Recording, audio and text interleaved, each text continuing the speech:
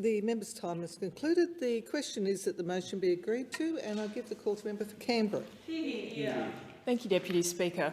I rise in support of the motion moved by the member for Newcastle, and I thank her for moving this important motion today, which highlights the importance of our social security system, something that we as a nation should take more pride in.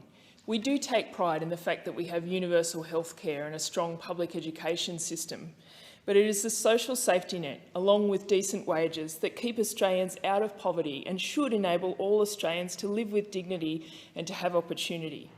It should be what makes us a society, that we support each other when we need it. But this government is ideologically opposed to the social safety net. They have neglected it and focused on cutting it and demonising it and everyone who accesses it. This motion also focuses on Centrelink, vital to delivering these services, and their attacks extend to this too. We are seeing Centrelinks closed around the country, including the Braddon Centrelink in my electorate, the only Centrelink in my electorate, the only Centrelink in central Canberra. The pandemic has shown us just how essential social security really is, and the Centrelink shopfronts that deliver it. Around the nation, we saw scenes something like the Great Depression, long lines of people stretching out the doors of Centrelink shopfronts as workers found their lives turned upside down and their jobs gone when the pandemic hit. We saw the power of social security payments to keep people out of poverty in a time we were in recession, and also to enable people to stay home and keep us safe from the spread of COVID. The social safety net literally saved lives. JobKeeper and the coronavirus supplement ensured that people who lost work didn't sink into poverty, and people who were looking for work were given a lifeline. Research by the ANU confirms this, that the extra $550 per fortnight lifted hundreds of thousands of Australians out of poverty.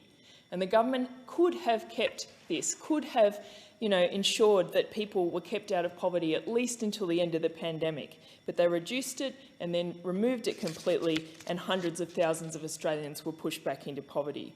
And what this shows, apart from this government's penchant for cruelty, is that poverty is a public policy choice. It was a choice of this government to put people first and improve the lives of millions of Australians, and it was a choice of this government to push them straight back down. And it's not just the payments he has taken away. As I said, Centrelinks are closing around the country. The Braddon shopfront in central Canberra is used by thousands in the inner north and inner south of Canberra. It's conveniently located, and the well-trained staff are known for their professionalism, empathy and ability to help. Exactly the opposite of this government's approach to social security recipients. Earlier this year, I found out by a Facebook post that the office space was being advertised, that the government was looking at closing this Centrelink shopfront. And I started a petition that almost 1,500 Canberrans have signed. Despite this huge community support for the service remaining open and zero community consultation about the closure, the Minister wrote to me earlier this month to confirm that the government will axe this crucial shopfront in December, right before Christmas. And they won't be opening a replacement anywhere in central Canberra. So what does the Minister say to pensioners, people with disability, job seekers, students, parents, people experiencing homelessness or escaping domestic violence who rely on this shopfront? What do they say to those struggling to survive on the disgracefully low job seeker payment of $43 per day, who now have to spend a significant portion of their weekly income on public transport to get to Gungahlin or Woden to access a Centrelink shopfront? Not everyone can use online services. Not everyone has a computer or a smartphone. Not everyone even has an address. Canberrans have told me how important this Centrelink is to them. Lorenzo is a student at the ANU who lives in the inner north. He became ill last year and had to cease full-time study.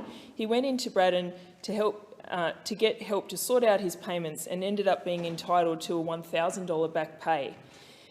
His was an issue that couldn't be sorted out over the phone. There were no forms to fill out. The online portal didn't have the answers. People like Lorenzo need a service centre close by. Canberrans are not going to stand by and watch the government close the only Centrelink in my electorate. It is not good enough from this government, who knows nothing other than to demonise and attack our social security system and the important services that deliver it. We will fight to save our Centrelink in the inner Canberra. The question is that the